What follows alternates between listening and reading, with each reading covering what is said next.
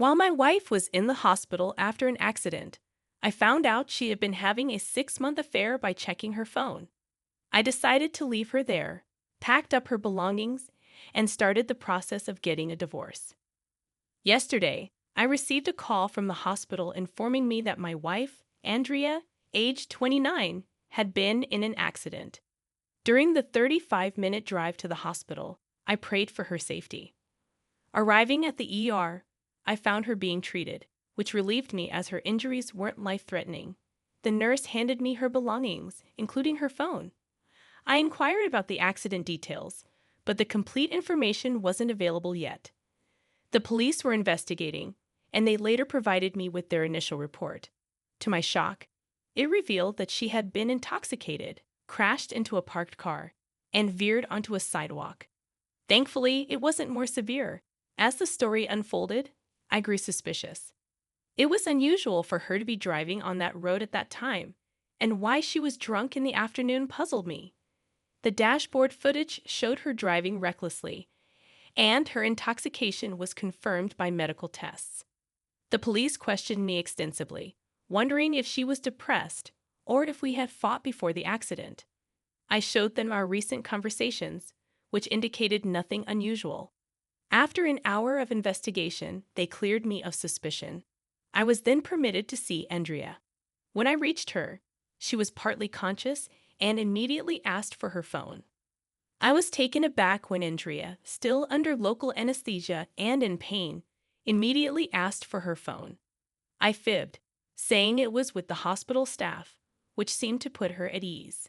Despite the fog of the investigation report in my mind, her strange request raised my suspicions further. With so many questions swirling, I decided to set them aside until she recovered. I comforted her until she drifted off to sleep. Her behavior intrigued me, so I retrieved her phone from her bag, which the nurse had given me. It was dead, so I used my backup power to charge it. When I turned it on, it buzzed with notifications, but I silenced it. One chat, however, kept popping up incessantly. Unable to read it from the locked screen, I noticed repeated calls from a number saved as Corner House, a local eatery we frequented for takeout. Why was she getting calls from there late at night? Despite my reservations, I unlocked her phone using her fingerprints. She was deeply asleep due to medication, and I spent the night by her side, unraveling the truth about our failing marriage. The notifications were from the same contact saved as Corner House, indicating she had disguised someone's number under that name to conceal her affair. It turned out Andrea had been cheating on me for at least 6 months, if not longer. The chats revealed intimate details and disrespectful remarks about me, which left me heartbroken. She confessed to him that I barely satisfied her, and she had to fake pleasure to please me. They had been rendezvousing weekly, sometimes twice, at their clandestine spot. Her accident on the way back from one of these encounters explained her urgency for the phone and her intoxication. Knowing Andrea, I realized they had intimate relations because she preferred it when drunk, but I thought it was exclusive to us. Discovering their exchanges made me physically ill. She'd been exchanging explicit messages with him at all hours, even during work or when we were together. The last time they communicated was while we were watching a movie, cuddling, and kissing. It sickens me to think she imagined him instead of me during those moments. I never suspected any of this. We had regular date nights, went on trips, and talked intimately. Our sexual activity, twice a week, seemed normal to me, but now I question if it was enough. It pains me to realize I couldn't fulfill her needs. If only she had communicated her dissatisfaction, we might have found a solution. She never hinted at wanting more or something different, despite our closeness. I searched her social media but found no trace of him. They communicated solely through chats and calls. How do I track down this guy who's been satisfying my wife? I've been awake all night, feeling dizzy but fueled by rage. I want to drag AP to the hospital and confront him. I don't know what to do next. Maybe I just need to leave here. Update. You know what? I left everything at the hospital. I tossed her phone, packed her stuff, and left it outside our house. I also took care of a few other things, but I'll get to that later. Leaving the hospital, I felt uneasy. I needed to address my pain.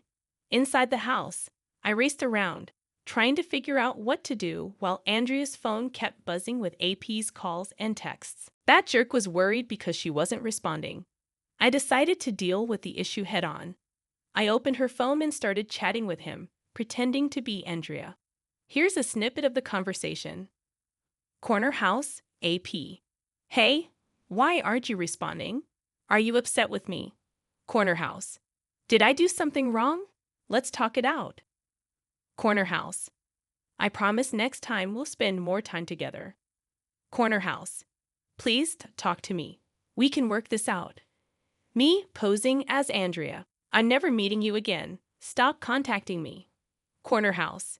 Can we meet today and discuss this? Corner house. How about I pick you up from work? I'll tell my boss I'm working late. Corner house. Are you upset about my divorce being delayed? I'll sort it out soon. Me, no, don't do that. I don't feel the same way about you anymore. I found someone else who excites me more. Corner house. You're messing with me. You know I last longer than him. Me, I'm not. I'm going on a date with him tonight. Corner house. Please don't do this. You know I love you. Me, one more message, and I'll tell your wife everything. After that threat, the messages stopped. I then accessed her work email on her phone and sent a resignation letter to her manager, requesting immediate release. He asked for a reason, so I replied, stating that I, Andrea, was fed up with the toxic work environment and the manager's inappropriate behavior. I threatened to expose everything to the higher-ups if my resignation wasn't approved. Surprisingly, the resignation was accepted swiftly. It felt like a small victory, knowing I had listened to Andrea's complaints about work. Now she's both jobless and single, and it's not my doing. She quit her job and ended things with her lover. I took her credit card and cleared out her meager savings.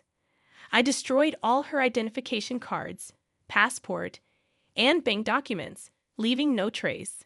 I even disposed of the ashes, making it impossible for her to recover them easily. It'll take her months, if not years, to replace those documents through government channels. When she wakes up from her anesthesia-induced slumber, she'll realize the first blow of her downfall. By then, I'll be long gone from the hospital, and with her phone gone, none of her family or friends will even know she's there. Without her insurance details, she might face difficulties at the hospital. While she won't be stuck there indefinitely, she'll have to navigate through various challenges. Without her insurance card or money, paying the bills will be tough. Even if she manages to contact her insurance provider, she lacks identification. She might seek help from authorities to reach out to her parents or friends, but that won't be straightforward. Her parents live 5 hours away, and relying on friends might not be easy.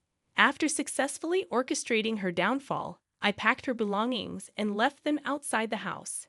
As I was doing this, the hospital called, asking me to discuss discharge procedures. When they mentioned discharging her tomorrow, I agreed to attend the meeting. Delaying her discharge would mean extra charges, which worked in my favor. Later, Andrea called, asking me to come to the hospital. I assured her I'd be there soon after showering. Then, I instructed the hospital not to let her contact anyone, claiming she needed rest. They agreed to comply. Throughout the day, I received multiple calls from the nurse, informing me that Andrea was restless and asking to see me. Initially, I contemplated ignoring them or refusing to go. However, ignoring her pleas for help would only push her to seek assistance from others. Instead, I chose to delay and leave her in suspense. Next, I plan to change the locks on my doors to prevent her from entering my house. Additionally, I will meet with my lawyer tomorrow to strategize how to rid myself of her without financial repercussions. That's the extent of my plans for now. Update 2. What a chaotic turn of events it has been. I stalled the hospital authorities for 2 days before cutting off communication entirely. They repeatedly called me to finalize her discharge and bring her home. But I kept claiming I was out of town. Suspicion grew over my actions, especially when her phone went missing. Despite telling her it was with the nurse, she likely realized I had it. Another reason for her suspicions was that I had never neglected her before. She knew I wouldn't abandon her in this vulnerable state. Before completely cutting off contact, I gathered evidence of Andrea's infidelity from her phone and informed my lawyer. This was to protect myself in case the hospital involved the police. When Andrea realized the severity of the situation, she called her parents. They arrived at my doorstep furious, accusing me of neglecting their daughter without informing anyone. I allowed them to express their anger before showing them the evidence of Andrea's affair. Seeing the messages where their daughter flaunted her infidelity with another man silenced them. They apologized, acknowledging that while they were sorry for her actions, it wasn't the time for revenge. They reminded me of my vow to care for my wife in sickness and health. Why didn't she uphold her vows to remain faithful to me? She's thrown them aside, so I'll do the same. They were outraged by my words and stormed out, threatening legal action. I told them to take her belongings and leave. My home has no place for her or her tainted possessions. They cursed me as they departed, likely taking Andrea with them until she recovers. According to my lawyer, the divorce papers will reach her soon. We'll use her infidelity as grounds for divorce, along with evidence of her planning to leave me financially ruined with AP. My lawyer has ensured that I protected myself without causing harm to her. So far, so good. Now we await the delivery of the divorce papers. Update 3. When the divorce papers arrived, she freaked out. Still immobile, wrapped in a cast, she bombarded me with hundreds of voicemails, some threatening, some cursing, and some pleading for a meeting. I ignored them all. Then she sent a threatening email, stating she would sue me for destroying her IDs, draining her credit card, and falsifying her resignation at work. I responded, inviting her to proceed with legal action if she had the resources and time. Proving her allegations would take ages. I reminded her that without a job or money, dragging me to court would only result in further humiliation and exposure of her infidelity. The threats ceased, but she refused to sign the divorce papers. Instead, she contacted my lawyer, requesting a meeting before making a decision. My lawyer advised me to meet her but set some ground rules: a public place, no promises, no disturbances, and no physical contact. Our conversation would be recorded to prevent false accusations. My lawyer would either accompany me or be on call. I relayed the instructions to her, and she agreed.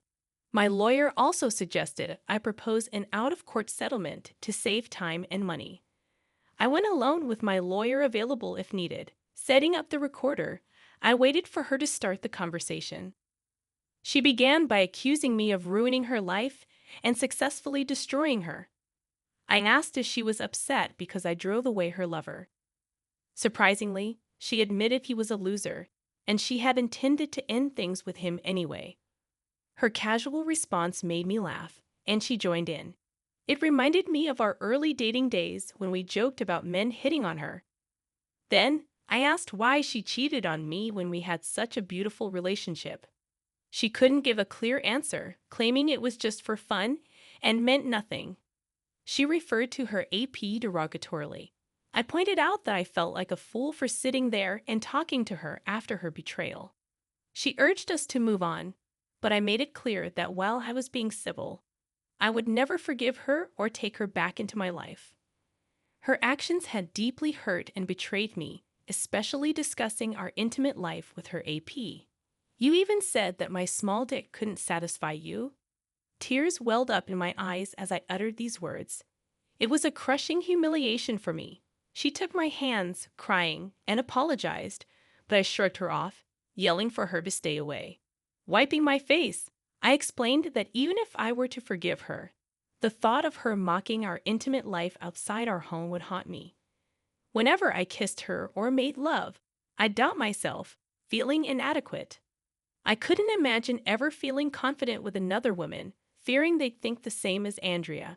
She cried again, insisting she didn't mean any of it. It was just to gain her AP's confidence. She promised she never loved him, only me, and never intended to leave. but I couldn't trust her again. I reminded her of her vows and her betrayal. Reluctantly, she agreed to sign the papers, pulling them from her bag with trembling hands. As she handed them to me with teary eyes, I too was overwhelmed with emotion. All my anger turned to pain. It was finally over. We'd known each other for over a decade, but now it was time to part ways. To ease the tension, I asked if she would return to AP. She laughed, saying he didn't want her anymore. He refused to betray his wife for her. With a heavy heart, she acknowledged my revenge and accepted her loss. There were no hugs, no goodbyes.